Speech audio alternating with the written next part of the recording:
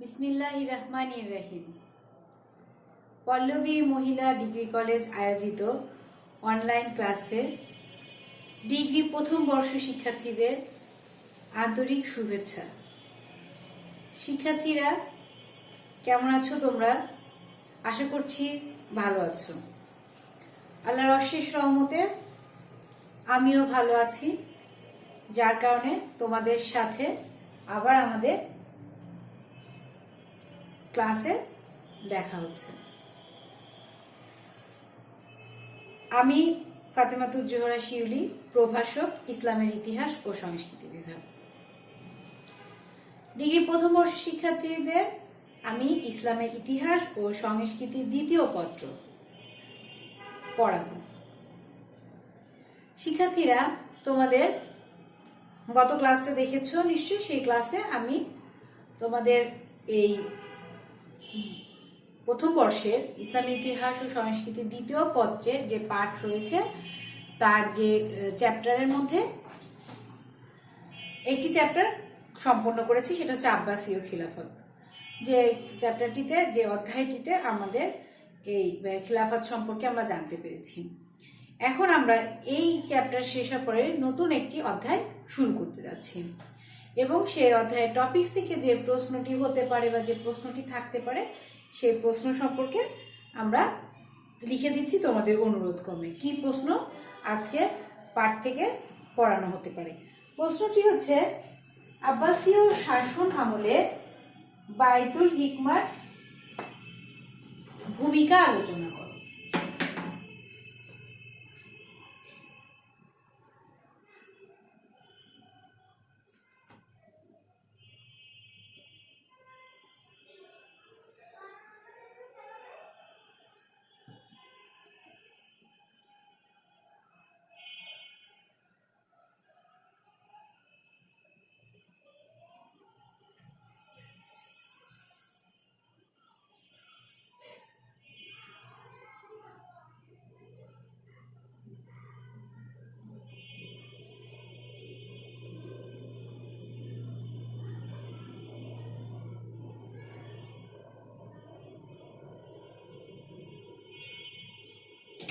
শিক্ষার্থীরা প্রশ্নটি খেয়াল করে দেখো। আব্বাসীয় শাসন আমলে বায়তুল হিকমার ভূমিকা আলোচনা করো। আজকে এই বায়তুল হিকমার ভূমিকা বা বায়তুল হিকমার জন্য কি কি পরিবর্তন হয়েছিল আব্বাসীয় শাসন আমলে সেই সম্পর্কে আমরা জানব। আব্বাসীয় শাসন আমল হচ্ছে আব্বাসীয় শাসন আমলে ইসলামী সভ্যতার বিকাশ শুরু হয়। উমাইয়া খিলাফতে যেরকম উমাইয়া খলিফারা সামরিক দিক থেকে খুব বেশি খেয়াল করতো বা সামরিক বিভাগের যত্ন নিত, ঠিক আব্বাসীয় শাসন আমলে আব্বাসীয় শাসকগণ শিক্ষা, সংস্কৃতি, কৃষ্টির প্রতি বেশি গুরুত্ব দিয়ে থাকে এবং সেইখানে যে বায়তুল হিকমা আমরা আলোচনা করবো সেখান থেকে বুঝতে পারবো যে আব্বাসীয় শাসন আমলে শিক্ষা ও সংস্কৃতির কতটা গুরুত্ব দেওয়া হতো। আব্বাসীয় শাসন আমলে বিশ্বের ইতিহাসে বিশেষভাবে বায়তুল হিকমার ভূমিকাটা বা জ্ঞান কৃষ্টির ভূমিকাটা ছিল খুবই গুরুত্বপূর্ণ। বা আব্বাসীয় শাসন আমল বিশ্বের ইতিহাসে বিশেষভাবে এই জন্য গৌরব উজ্জ্বল হয়ে রয়েছে। এ সময়ে সর্বাপেক্ষা বুদ্ধিবৃত্তির জাগরণ ও চিন্তাধারার বিকাশ লাভ করে। আর এই বুদ্ধিবৃত্তির জাগরণের ক্ষেত্রে গুরুত্বপূর্ণ ভূমিকা রাখে বায়তুল হিকমা। ঐতিহাসিক আমির আলী বলেন, মামুনের রাজত্বকালে নিঃসন্দেহে ইসলামের ইতিহাসে সর্বাপেক্ষা উজ্জ্বল ও গৌরবময় যুগ। আর বায়তুল হিকমা এই গৌরব উজ্জ্বল সংস্কৃতির অন্যতম প্রতীক। এই আব্বাসীয় শাসন আমলে বায়তুল হিকমার ভূমিকা আলোচনায় যে মেন বিষয়টি হচ্ছে বায়তুল হিকমার ভূমিকা আলোচনা অথবা আব্বাসীয় শাসন আমলে জ্ঞান বিজ্ঞানে বায়তুল হিকমার ভূমিকা কি ছিল, সেরকমও অনেক সময় প্রশ্ন হয়ে থাকে। তাহলে আমরা যদি এইভাবে পড়ি, বায়তুল হিকমার জ্ঞান বিজ্ঞানে বায়তুল হিকমার ভূমিকা আলোচনা করো, তাহলে আমাদের একদম বিষয়টি যেভাবে আসে আমরা সেভাবে উত্তর দিতে পারব। অনুবাদ কার্যকে সুষ্ঠুভাবে পরিচালনা করার জন্য 830 খ্রিস্টাব্দে বাগদাদে বায়তুল হিকমা প্রতিষ্ঠা করা হয়। মূলত গ্রিক, সংস্কৃত, পারসিক, সিরীয় প্রভৃতি ভাষায় লিখিত পুস্তকাদির অনুবাদ কার্য সুষ্ঠুভাবে পরিচালনার জন্য এটি প্রতিষ্ঠা করা হয়।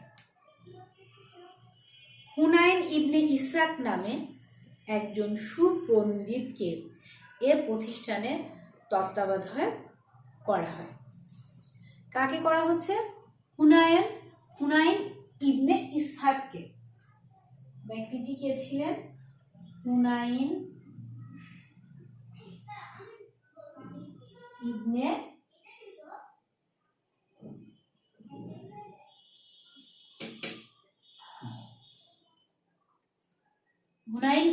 ইসহাককে এই আব্বাস বায়তুল হিকমার তত্ত্বাবধায়ক হিসেবে রাখা হয় এবং তার তত্ত্বাবধানে বায়তুল হিকমাটি খুবই সুন্দরভাবে পরিচালিত হচ্ছিল।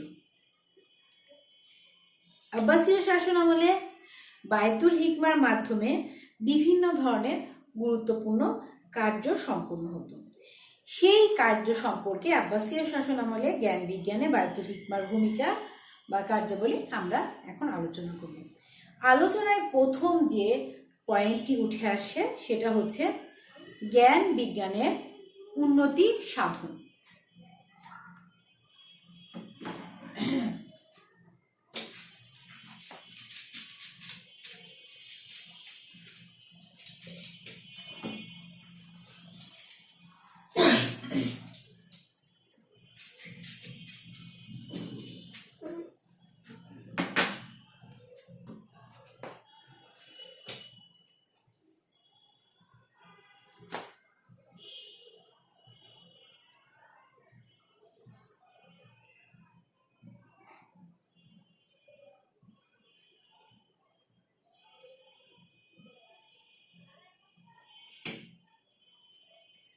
জ্ঞান বিজ্ঞানের উন্নতি সাধন। বায়তুল হিকমার বিভিন্ন শাখার মধ্যে গ্রন্থাগার শাখা ছিল। বায়তুল হিকমাতে কিন্তু প্রকৃতপক্ষে 3টি শাখা ছিল। একটা ছিল গ্রন্থাগার শাখা, আর একটা হচ্ছে ছিল অনুবাদ বিভাগ, আর আরেকটি ছিল হচ্ছে গ্রন্থাগার, অনুবাদ এবং চিত্রকলা শাখা। এই বিভিন্ন গ্রন্থাগার শাখার মধ্যে গুরুত্বপূর্ণ ছিল গ্রন্থাগার শাখাটি। এই শাখার কার্যক্রম ছিল যে খলিফাগণ যেসব পুস্তক সংগ্রহ করত সেগুলো সংরক্ষণ ও বন্টন করা। এই গ্রন্থাগার শাখার কাজ ছিল হচ্ছে খলিফাগণ যেসব পুস্তক সংগ্রহ করত সেগুলোকে সংরক্ষণ করে রেখে দিত এবং সেগুলো বন্টন করা। গ্রন্থাগার শাখায় পুস্তকগুলো সংরক্ষিত থাকায় বিভিন্ন জ্ঞানী গুণী ব্যক্তি তা অধ্যয়ন করতে পারত, ফলে জ্ঞান বিজ্ঞানের ক্ষেত্রে বিভিন্ন উন্নতি সাধিত হয়। এই যে জ্ঞান বিজ্ঞানের উন্নতি সাধনে যেটা আমরা বলছি যে গ্রন্থাগার শাখায় সেই সময়ে শাসকরা অনেক বই সংগ্রহ করত এবং সেই বইগুলো সংরক্ষণ করা হতো। সংরক্ষণ করেই শুধু এরা স্থির থাকেনি, তারা পরবর্তীতে এই বইগুলো বন্টনের চেষ্টা করে। বন্টন করলে যাতে অন্যান্য মানুষ দ্রুতভাবে এই বইগুলো সব পড়তে পারে এবং তাদের জ্ঞান বিজ্ঞানের উন্নতি হয়। এরপরে যে বিষয়টি পয়েন্টটি আসছে সেটা হচ্ছে শিক্ষা সম্প্রসারণ।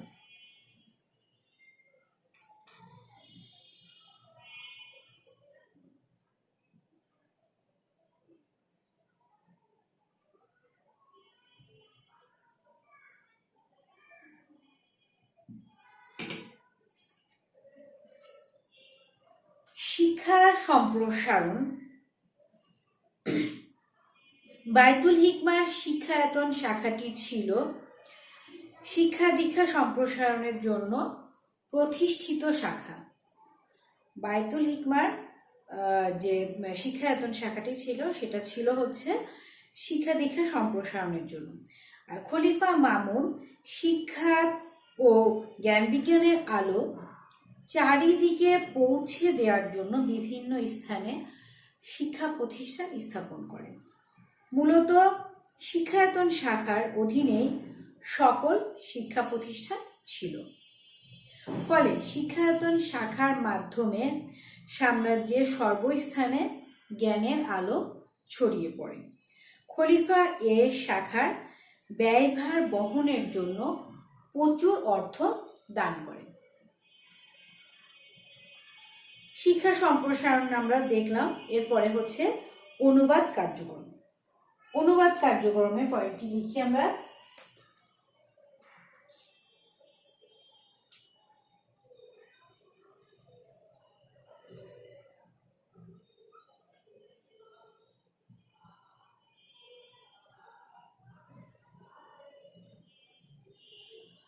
অনুবাদ কার্যক্রম আমরা কিন্তু প্রথমেই বলেছি যে বায়তুল হিকমার 3টি শাখা ছিল। সেই শাখাতে অনুবাদ কার্যক্রমের ভূমিকা ছিল খুবই গুরুত্বপূর্ণ, মানে এত বেশি গুরুত্বপূর্ণ যে আব্বাসীয় শাসনামলে সবাই দেখা যাচ্ছে আরবি ভাষাটা জানছে, কিন্তু আরো অনেক ভাষার বই কিন্তু এই অনুবাদ শাখায় অনুবাদ করা হতো। জ্ঞান বিজ্ঞানের কেন্দ্র বায়তুল হিকমার অন্যতম শাখায় হচ্ছে অনুবাদ শাখা। এর শাখার অধীনে বিভিন্ন দেশের মূল্যবান গ্রন্থাবলীর অনুবাদ কার্য সম্পাদন করা হয়। Athens, Alexandria, Syria, Asia minor প্রভৃতি স্থান থেকে বহু মূল্যবান প্রাচীন গ্রন্থ সংগৃহীত হতো এবং এর শাখার মাধ্যমে এই গ্রন্থগুলো প্রথমে সিরীয় এবং পরে আরবি ভাষায় অনুদিত হয়। তাহলে আমরা কি দেখছি যে গ্রিক, আলেকজান্দ্রিয়া, এথেন্স, তারপরে সিরিয়া, এশিয়া মাইনর প্রভৃতি স্থান থেকে মূল্যবান প্রাচীন গ্রন্থ আনা হতো এবং তারপরে সেগুলোকে প্রথমে সিরীয় ভাষায় এবং পরবর্তীতে আরবি ভাষায় অনুদিত হতো। এ শাখার মাধ্যমে পৃথিবীর শ্রেষ্ঠ দার্শনিক প্লেটো, এরিস্টটলের গ্রন্থসমূহ এবং গ্যালেন, ইউক্লিড, টলেমি প্রমুখ মনীষীর বৈজ্ঞানিক গ্রন্থাবলী আরবিতে অনুদিত হয়। কার কার গ্রন্থ হচ্ছে গ্যালেন, ইউক্লিড, টলেমি, তারা কিন্তু আসলে আমরা সবাই জানি বিখ্যাত মনীষী এবং তাদের বই পুস্তক মানে লেখাপড়া বা জ্ঞান বিজ্ঞানের সম্প্রসারণের জন্য যাদের প্রথম সারির যাদের ভূমিকার কথা আমরা বলি তারা কিন্তু গ্রিক, ইউক্লিড, টলেমি, এদের নাম কিন্তু গ্যালেন এদের নামই এসে থাকে। এই শাখার মাধ্যমে অনুবাদকারীদের অনুবাদ কাজে নিয়োজিত করা হতো এবং অনুবাদকারীদের পারিশ্রমিক হিসেবে গ্রন্থের ওজনের স্বর্ণ মুদ্রা দেওয়া হতো। এখনো কিন্তু আমরা দেশে যারা ইংরেজি অথবা বিভিন্ন ধরনের ভাষার যে বইগুলো দেখি, চাইনিজ, কোরীয়, এই ভাষাগুলো কিন্তু বাংলাতে অনুবাদ করা হয়। এই কাজগুলো কিন্তু করা হয় এবং অনুবাদে যারা কাজে নিয়োজিত থাকে তারা বেশ অর্থ উপার্জন করে থাকে। তখনও কিন্তু এই অনুবাদের একটি বইয়ের ওজনের সমান স্বর্ণমুদ্রা তারা অনুবাদকারীরা পেয়ে থাকত। এ সম্বন্ধে উইলিয়াম মুইর নামের একজন ঐতিহাসিক বলেন, এই পণ্ডিতগণের পরিশ্রমের ফলে মধ্যযুগের অন্ধকারাচ্ছন্ন ইউরোপীয় জাতিগুলো তাদের নিজস্ব অথচ লুপ্ত ধন তথা প্রাচীন গ্রিসের বিজ্ঞান ও দর্শনের সাথে পুনরায় পরিচিত হয়। এরপরে জ্যোতির্বিদ্যা।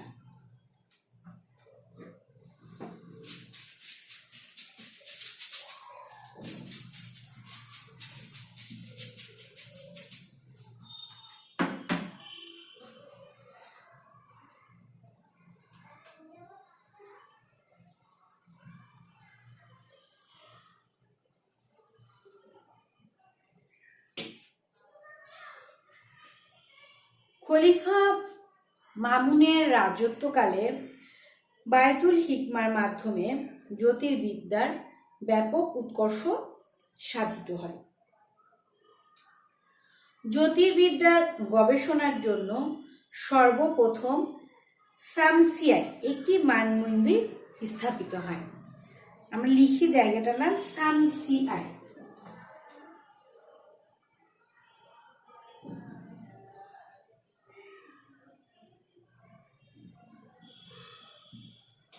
শামসিয়াতে একটি মানমন্দির প্রতিষ্ঠিত হয়।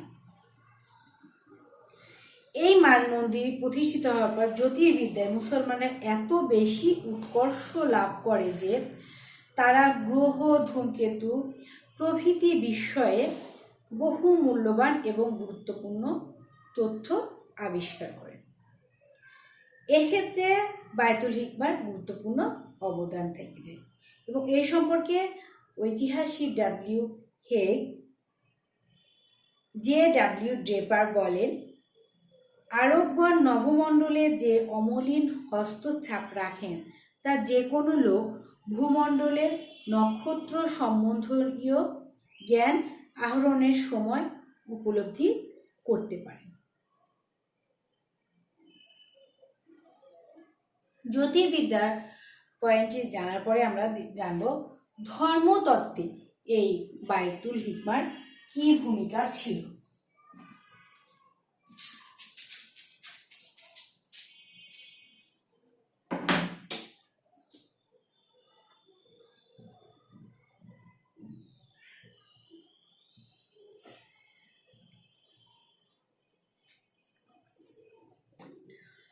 ধর্মতত্ত্ব। বায়তুল হিকমা প্রতিষ্ঠিত হওয়ার পর তত্ত্ব, হাদিস শাস্ত্র, আইনশাস্ত্র, ভাষাতত্ত্ব প্রভৃতির চর্চা অবিরাম গতিতে চলতে থাকে। খলিফা আল মামুন নিজেও পবিত্র কোরআনের হাফিজ ছিলেন এবং কোরআনের তাফসিরে তিনি অসাধারণ জ্ঞান অর্জন করেন। প্রখ্যাত হাদিস সংগ্রহকারী ইমাম বুখারী রাদিয়াল্লাহু আনহু এই সময়েই হাদিসগুলো গ্রন্থাগারে লিপিবদ্ধ করেন। এরপরে দেখব সাহিত্যের উৎকর্ষ সাধন।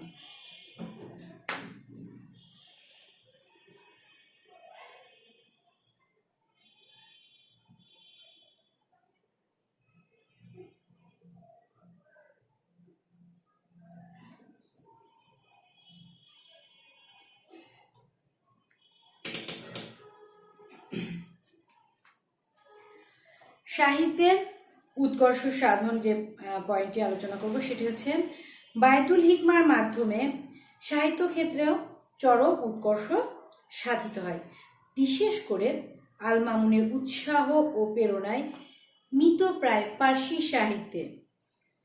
সাহিত্য নবজীবন লাভ করে।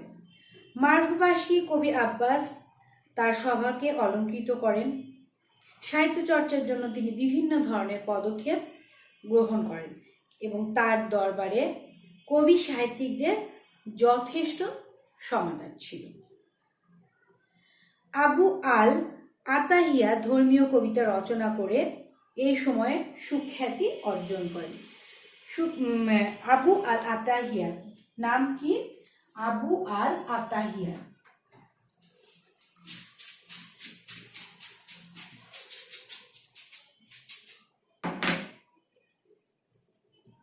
কবি আবু আল আতাহিয়া, ঠিক আছে।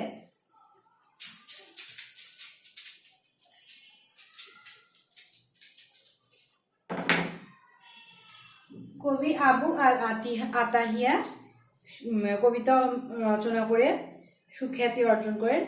এরপরে আসবে হচ্ছে ইতিহাস রচনা।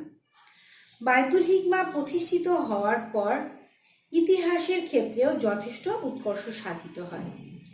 ইতিহাস রচনায় এ যুগে আল ওয়াকিদি ছিলেন উল্লেখযোগ্য। কি নাম আসছে? আল ওয়াকিদি ছিলেন ইতিহাস রচনায় উল্লেখযোগ্য। ইসলামের বিজয়কে কেন্দ্র করে তিনি একটি মূল্যবান ঐতিহাসিক গ্রন্থ রচনা করেন, ইসলামের বিজয়কে কেন্দ্র করে। তাছাড়া হিশাম আল কালবি পাক ইসলামী যুগ সম্পর্কে মূল্যবান ইতিহাস গ্রন্থ রচনা করেন। আল ওয়াকিদির নাম বললাম, আর আরেকজনের নাম কি বললাম? হিশাম আল কালবি। ইতিহাস রচনার শাস্ত্রের দ্রুত প্রসিদ্ধি লাভ করার সাথে সাথে গণিত শাস্ত্রে ব্যাপক উন্নতি বায়তুল হিকমার ভূমিকাতে।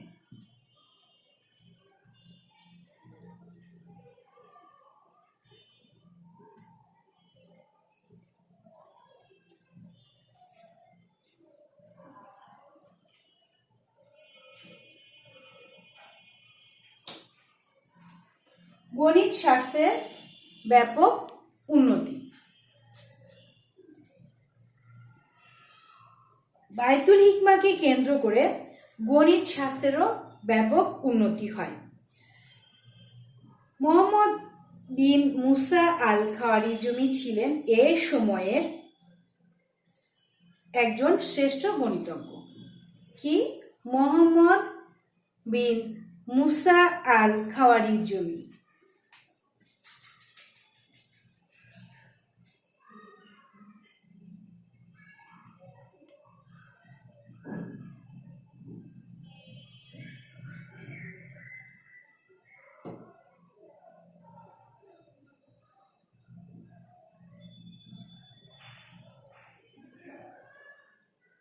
গণিত শাস্ত্রে এই ব্যক্তিটির নাম দেখো, মোহাম্মদ বিন মুসা আল খাওয়ারিজমি এই সময়ে একজন শ্রেষ্ঠ গণিতজ্ঞ ছিলেন। কে? মোহাম্মদ বিন মুসা আল খাওয়ারিজমি এই সময় একজন শ্রেষ্ঠ গণিতজ্ঞ ছিলেন। তিনি আল মামুনের রাজত্বকালে আত্মপ্রকাশ করেন। তার লিখিত হিসাবুল জবর ওয়াল মুকাবালা পাটিগণিত ও বীজগণিতের উপর একটি প্রাচীনতম গ্রন্থ। গ্রন্থটির নাম কি? হিসাবুল জবর ওয়াল মুকাবালা। হিসাবুল জবর ওয়াল মুকাবেলা, মোহাম্মদ বিন মুসা আল খাওয়ারিজমির বই।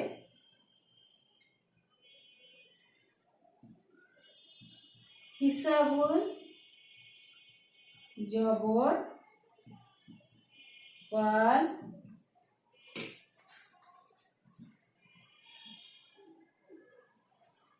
মুকাবালা। ঠিক আছে, হিসাবুল জবর ওয়াল মুকাবালা এই মোহাম্মদ বিন মুসা আল খাওয়ারিজমের বই, যে বইটিতে পাটিগণিত এবং বীজগণিত দুই অঙ্কেরই সম্পর্কে আলোচনা হয়েছিল। এটি 16 শতকের পূর্ব পর্যন্ত ইউরোপীয় বিশ্ববিদ্যালয় সমূহে গণিতের পাঠ্যপুস্তক হিসেবে পঠিত হতো। এছাড়া গণিত শাস্ত্র বিষয়ে তিনি বহু গ্রন্থ রচনা করেন। গণিত শাস্ত্রের উন্নতির পরে আমরা জানব ভূগোল ও চিকিৎসা শাস্ত্রের উন্নয়নে বায়তুল হিকমার ভূমিকা। ভূগোল ও চিকিৎসা শাস্ত্রের উন্নয়ন।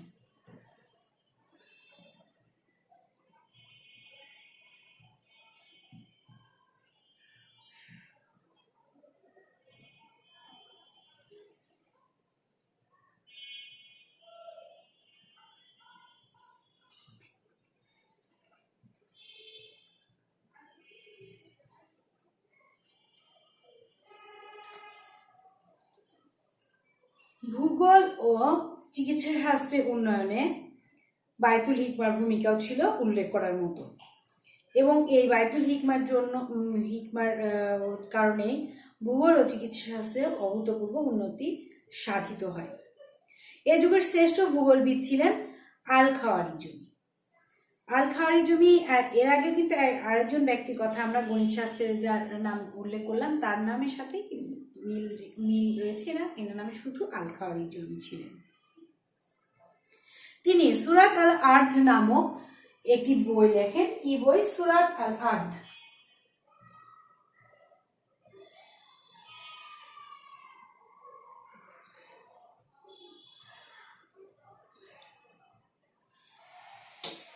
সুরাত আল আর্দ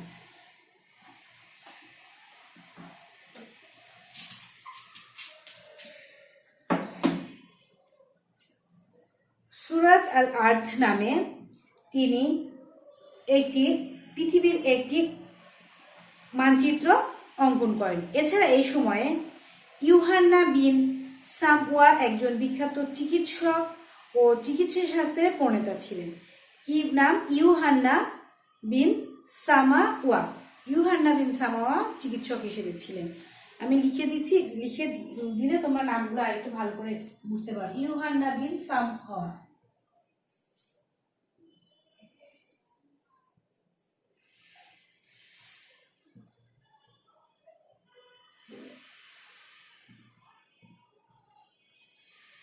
ইনি হচ্ছে চিকিৎসাবিদ ছিলেন, চিকিৎসা শাস্ত্রে তার ভূমিকা। ইউহান্না বিন সামাওয়া।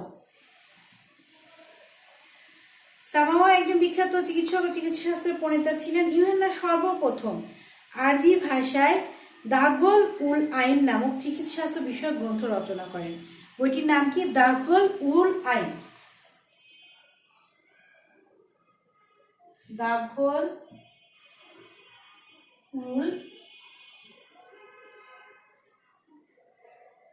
দাঘল উল আইন নামে চিকিৎসা শাস্ত্রে একটি বই লিখেছিলেন।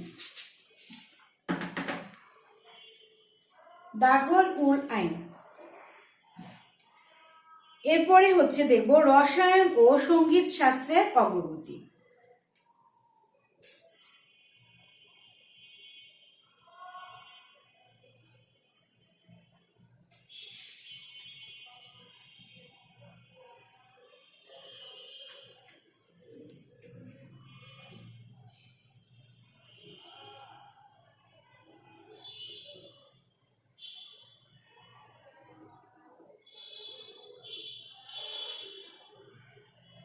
রসায়ন ও সঙ্গীত শাস্ত্রের উন্নতি। বায়তুল হিকমাকে কেন্দ্র করে রসায়ন ও সঙ্গীত শাস্ত্রের অগ্রগতি সাধিত হয়। এখানে বহু দুর্লভ গ্রন্থ গবেষণা করে রসায়ন শাস্ত্রের ভিত্তিকে মজবুত করে তোলা হয়। এ যুগে রসায়ন শাস্ত্রের বিখ্যাত রসায়ন শাস্ত্রবিদ ছিলেন ইবনে জামির। তিনি বশীকরণ পদ্ধতি উদ্ভাবন করেন। এছাড়া এই সময় রসায়ন শাস্ত্রের বহু গ্রন্থ রচনা করা হয়। আর এ সময়ে সঙ্গীত শাস্ত্র বিশারদ ছিলেন ইসাক ইবনে ইব্রাহিম আল মাউসিসি। নাম কি ছিল? ইসাক ইবনে ইব্রাহিম আল মাউসিসি। তিনি খলিফা আল মামুনের পৃষ্ঠপোষকতা লাভ করেন এবং সেই সময়ে সঙ্গীত শাস্ত্রেরও উন্নতি ঘটান।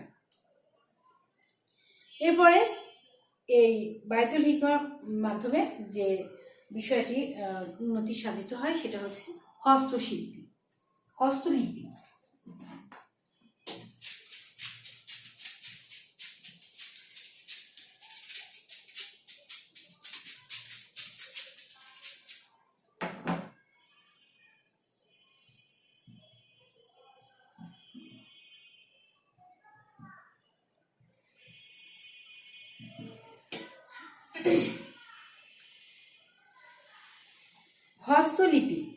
হস্তলিপির ক্ষেত্রে বায়তুল হিকমার অবদান ছিল অনস্বীকার্য।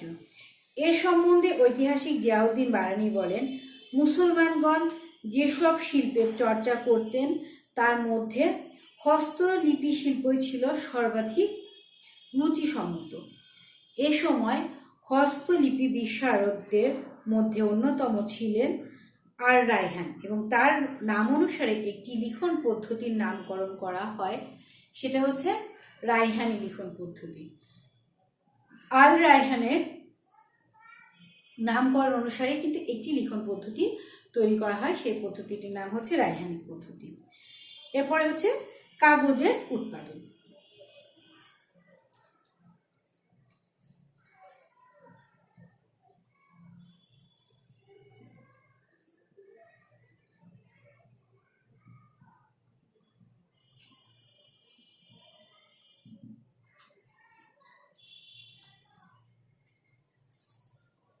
শিক্ষা ও সংস্কৃতির অগ্রগতির মূল উপকরণই হচ্ছে কাগজ।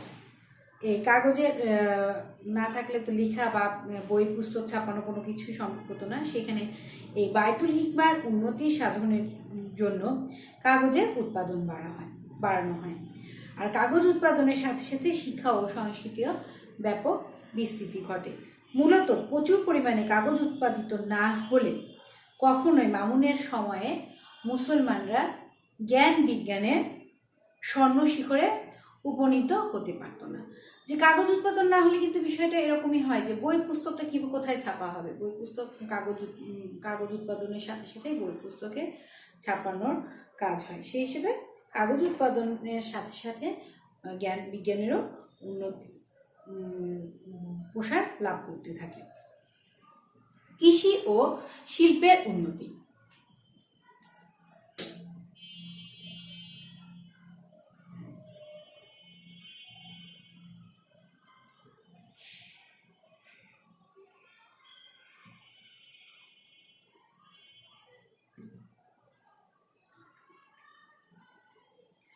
বায়তুল হিকমা প্রতিষ্ঠিত হওয়ার সাথে সাথে বিজ্ঞানের বিভিন্ন শাখায় উন্নতি সাধিত হয়। আর এই জ্ঞান বিজ্ঞানকে কাজে লাগিয়ে কৃষি ও শিল্পের ক্ষেত্রেও যথেষ্ট অগ্রগতি সাধিত হয়। এ সময় ভূমি জরিপ, খাল খনন ও পানি নিষ্কাশনের সুষ্ঠু ব্যবস্থাও করা হয়। ফলে উল্লেখযোগ্য হারে কৃষি উৎপাদন বৃদ্ধি পায়। আর এরই পথ ধরে আল মামুনের রাজধানী বাণিজ্য, শিল্পায়ন ও জ্ঞান বিজ্ঞানের কেন্দ্র হিসেবে গৌরব অর্জন করে। এরপরে অর্থনৈতিক সমৃদ্ধি।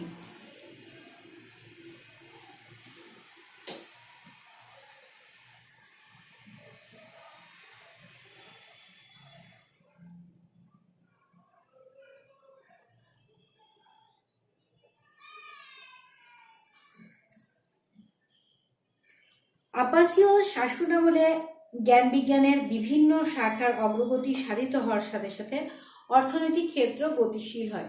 জ্ঞান বিজ্ঞানের শাখার উন্নতি হওয়ার সাথে সাথে স্বাভাবিকভাবে কিন্তু যে কোনো জায়গায় অর্থনীতিটাও গতিশীল হবে, কারণ সেখানে অর্থনীতিতেও এই জ্ঞান বিজ্ঞানের প্রভাব বিস্তার করবে। এ সম্পর্কে পিকে হিট্টি বলেন, ঐতিহাসিক, তিনি সম্ভবত আল মামুনের রাজধানী বাণিজ্য, শিল্পোন্নয়ন ও জ্ঞান বিজ্ঞানের কেন্দ্র হিসেবে গৌরব অর্জন করে, যা উত্তর ব্যাবিলন থেকে টেসিফন পর্যন্ত নির্মিত সমৃদ্ধিশালী রাজধানীগুলোর যোগ্য উত্তরাধিকারী ছিল।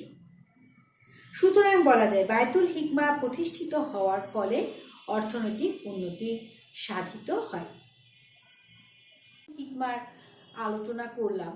বায়তুল হিকমার কর্মকাণ্ড বা আব্বাসীয় শাসনামলে বায়তুল হিকমার অবদান, অথবা যেভাবে আমরা বলি যে জ্ঞান বিজ্ঞানের অগ্রগতিতে বায়তুল হিকমার ভূমিকা, সেখানে এই আলোচনার প্রেক্ষিতে আমরা বলতে পারি যে খলিফা আল মামুন প্রতিষ্ঠিত জ্ঞান বিজ্ঞানের অগ্রগতিতে বায়তুল হিকমার গুরুত্ব ছিল অপরিসীম। মূলত বায়তুল হিকমার সুবাদে পাশ্চাত্যের জ্ঞান বিজ্ঞানের গ্রন্থগুলো আরবি ভাষায় অনুদিত হওয়ায় মুসলমানরা তাদের জ্ঞান গরিমাকে সমৃদ্ধ করতে সক্ষম হয়। অনুবাদ কার্যাবলী, ধর্মতত্ত্ব, ইতিহাস, সাহিত্য সহ সকল বিষয়ে বায়তুল হিকমার মাধ্যমে যে জ্ঞান আহরণের প্রেরণার সৃষ্টি হয়, তার মাধ্যমেই মুসলিম সভ্যতার গৌরবময় যুগের শীর্ষে আরোহণ করে। তাহলে শিক্ষার্থীরা, আমরা আজকে কি বিষয়ে আলোচনা করলাম, যে আব্বাসীয় শাসন আমলে বায়তুল হিকমা নামে একটি প্রতিষ্ঠান তৈরি করা হয়। সেই প্রতিষ্ঠানের 3টি শাখা ছিল। সেই শাখাগুলোর মধ্যে অনুবাদ, শিক্ষায়তন, গ্রন্থাগার, এই শাখাগুলো ছিল। এবং এই শাখাগুলোর মাধ্যমে যে বিকাশ হয়েছিল বা বায়তুল হিকমার যে কর্মকাণ্ডগুলো, সেই বিষয়গুলো আলোচনা করলাম। তো শিক্ষার্থীরা, আমরা যদি এই পয়েন্টটি বা এই ক্লাসটি খুব মনোযোগ সহকারে দেখি, তাহলে এটি কিন্তু আমাদের একটি গুরুত্বপূর্ণ প্রশ্ন হিসেবে, আজকে এই টপিক্সটি একটি গুরুত্বপূর্ণ প্রশ্ন হিসেবে তোমাদের কাছে রইল, যেটা আব্বাসীয় যুগে বায়তুল হিকমার কার্যাবলী বা জ্ঞান বিজ্ঞানের বায়তুল হিকমার অবদান আলোচনায় থাকলো। শিক্ষার্থীরা, তোমরা এই ক্লাসটি সঠিকভাবে দেখবা এবং যেখানে যে এই ক্লাসের ভিত্তিতে তোমরা ওই টপিকটি আবার পড়াশোনা করবা। পড়াশোনা করলে তোমরা দেখবা যে এই বিষয়টি একদম সহজ হয়ে যাচ্ছে এবং এই প্রশ্নটি বা এই বিষয় সম্পর্কে তোমাদের জ্ঞান অর্জন সুবিধা হবে।